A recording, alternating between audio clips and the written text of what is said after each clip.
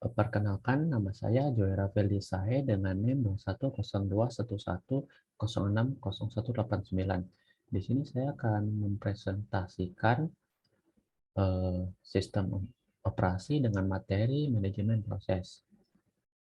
Nah, di manajemen proses kita memiliki beberapa karakteristik. Yang pertama yaitu deadlock.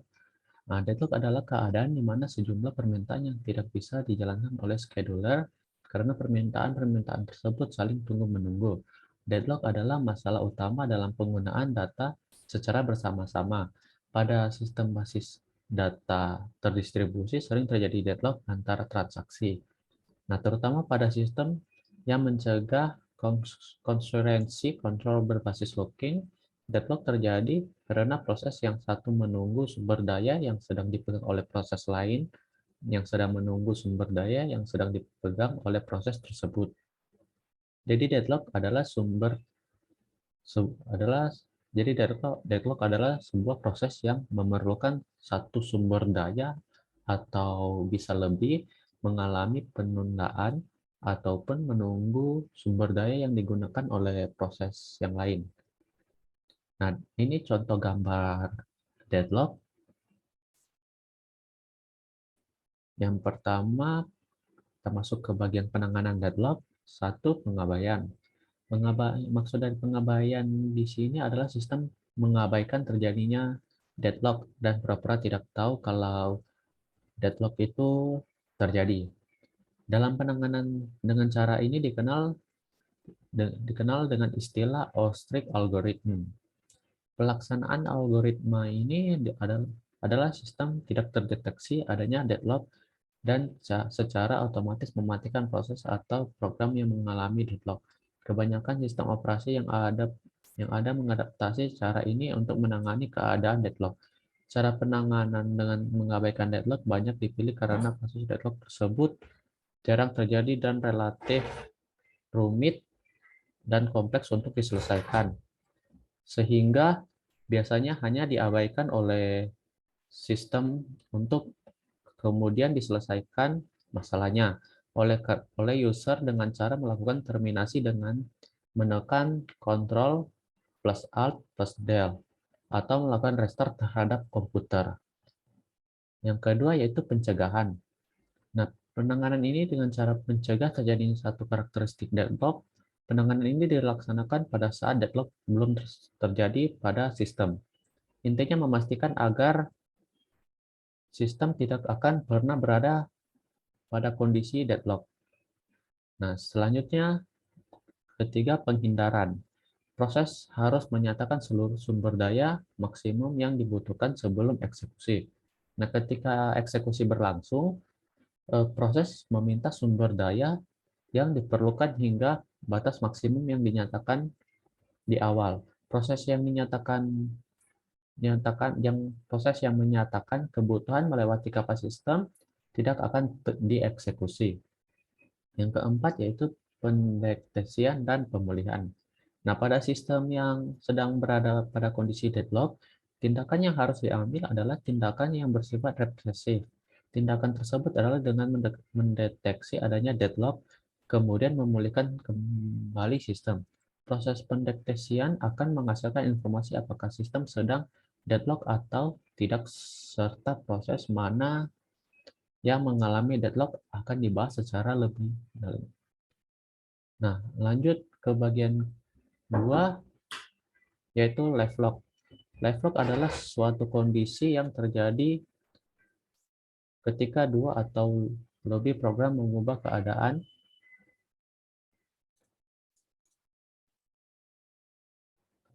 mereka secara terus-menerus tanpa ada program yang membuat kemajuan. Proses memasuki keadaan live lock ketika mereka berbenturan dengan keadaan satu sama lain dan gagal untuk maju karena keduanya mengubah keadaan sehingga memiliki keadaan yang sama pada waktu tertentu. Nah, di bawah ini adalah contoh gambaran live lock, yang dimana dari gambar itu kita dapat melihat proses A memegang sumber daya Y, proses A memegang sumber daya Y, dan proses B memegang sumber daya X. Nah, proses A membutuhkan sumber daya dari X, dan proses B membutuhkan sumber daya dari Y. Contoh, proses A berjalan lebih dahulu dan memperoleh sumber daya dari data X, dan proses B berjalan kedua dan memperoleh sumber daya data Y, dan tidak peduli proses mana yang berjalan lebih dulu. Tidak ada proses yang berjalan meskipun tidak ada proses yang diblokir.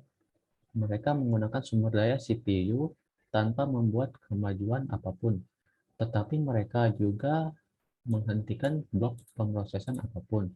Situasi ini bukanlah jalan buntu karena tidak ada satu proses pun yang dihentikan, tetapi Anda berada dalam kondisi yang mirip dengan kebuntuan, yaitu disebut live lock. Live lock sendiri merupakan risiko dari beberapa algoritma yang mendeteksi dan memulihkan dari deadlock.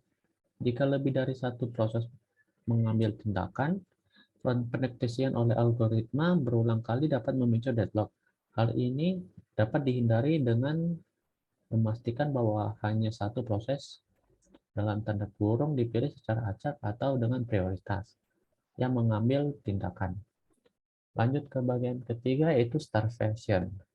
Ini adalah contoh starvation dengan tanpa adanya deadlock, dan ini dengan adanya deadlock. Nah, perkembangan sistem komputer mendatang adalah menuju ke sistem multiprocessing dan multiprogramming, terdistribusi, dan paralel yang mengharuskan adanya proses-proses yang berjalan bersama dalam waktu yang bersamaan.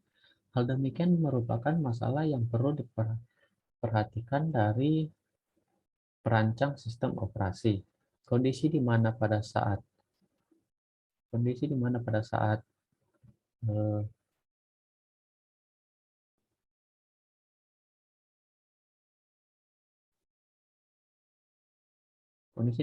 yang bersamaan terdapat lebih dari satu proses disebut dengan konkurensi atau proses-proses yang konkuren. Dan dalam mengkongruensi ini pasti ada masalah yang satunya adalah starvation ini. Starvation adalah kondisi yang biasanya terjadi setelah deadlock. Proses yang kekurangan resource karena terjadi deadlock tidak akan pernah mendapatkan resource yang dibutuhkan sehingga mengalami starvation atau kelaparan.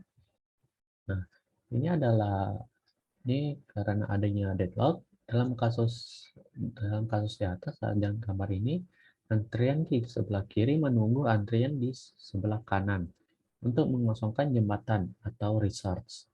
Begitu juga dengan antrian kanan, akhirnya tidak terjadi kemajuan dalam kerja dua antrian tersebut. Misal ada proses A mempunyai resource X dan proses B mempunyai resource Y. Kemudian kedua proses ini dijalankan bersama-sama. Proses A memerlukan resource Y dan proses B memerlukan resource X. Tetapi kedua proses tidak akan memberikan resource yang dimiliki sebelum proses dirinya sendiri selesai dilakukan, sehingga akan terjadinya saling tunggu-menunggu. Nah, yang di bawah ini adalah tanpa adanya deadlock. Starvation juga bisa terjadi tanpa deadlock. Hal ini ketika terdapat kesalahan dalam sistem sehingga terjadi ketimpangan dalam pembagian resource. Satu proses selalu mendapat resource, sedangkan proses yang lainnya tidak akan pernah mendapatkannya. Lanjut ke penanganan starvation. Di sini ada tiga penanganan starvation. Yang pertama, proses awal yang diberi urutan n. Pemrosesan dengan rumus n sama dengan p plus t garis miring p n maksimum akan mulai dikerjakan dan proses yang lain dinaikkan tingkat urutan prosesnya agar nanti jika ada proses lain yang masuk, proses terdahulu mendapatkan mendapatkan bagian resource dan dapat dikerjakan. Yang kedua, jika ada beberapa proses yang memiliki N maksimum, maka di antara proses tersebut dilihat dari waktu yang dibutuhkan untuk menyelesaikannya.